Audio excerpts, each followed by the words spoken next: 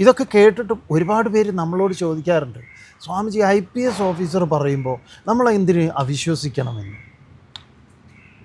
അപ്പോൾ അതാണ് പറഞ്ഞത്. അപ്പോൾ ഇവർക്കൊക്കെ ഒരു ഉത്തരവാദിത്വം ഇല്ലേ? ഇവരിരുന്ന കസേര, ഇവർ പഠിച്ചത്, ഇവരെ പഠിപ്പിച്ചവരെ കുറിച്ച്, ഇവരെ പഠിപ്പിച്ച അധ്യാപകന്മാർ ഇത് കേൾക്കുമ്പോൾ തലേ കൈവയ്ക്കില്ലേ? എടാ നിന്നെ ഞാൻ ഇങ്ങനെയാണോ പഠിപ്പിച്ചതെന്ന് ചോദിക്കില്ലേ? അപ്പോൾ ഇവർ സയൻസിനെ വെല്ലുവിളിക്കുകയല്ലേ? സയൻസിനെ ഒപ്പം ചേർത്ത് സംസാരിക്കുകയല്ലേ ചെയ്യുന്നത്. ഇപ്പോൾ സയൻറ്റിഫിക് ആയിട്ട് കുറേ വശങ്ങളും അല്ലെങ്കിൽ സയൻറ്റിഫിക് സ്റ്റഡീസും എടുത്തു വെച്ച് പറയുന്നുണ്ട്.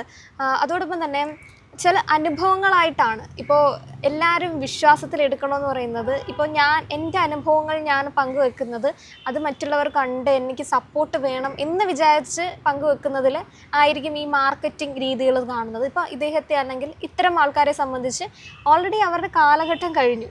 ഇനി അവർക്ക് ഒരാളിൽ നിന്നും ശ്രദ്ധ വേണ്ടി വരും. ഒന്നും ആവശ്യപ്പെടാനില്ല. കാരണം എല്ലാം ഇപ്പോൾ പ്രൊഫഷനാണെങ്കിലും ശരി, ജീവിതമാണെങ്കിലും ശരി, നേടാനുള്ളതിൻ്റെ അത്രയും നേടി പിന്നീട് അവരുടെ ജീവിത കാലഘട്ടങ്ങളിലെ അനുഭവങ്ങൾ പങ്കുവെക്കുന്നു. അങ്ങനെ ചിന്തിച്ചൂടെ?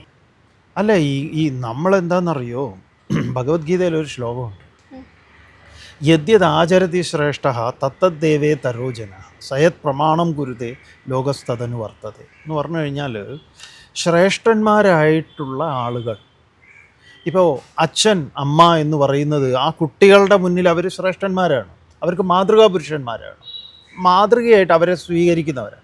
ഒരു അധ്യാപകൻ, സ്കൂളിലെ അധ്യാപകൻ, ആ ക്ലാസ്സിലെ കുട്ടികൾക്ക് അദ്ദേഹം ഒരു മോഡലാണ്. അപ്പോൾ അങ്ങനെയുള്ള ആളുകൾ യദ്യത് ആചരതി ശ്രേഷ്ഠ, അവരെന്താണോ ചെയ്യുന്നത് അത് മറ്റുള്ളവർ അനുകരിക്കും എന്നാണ്.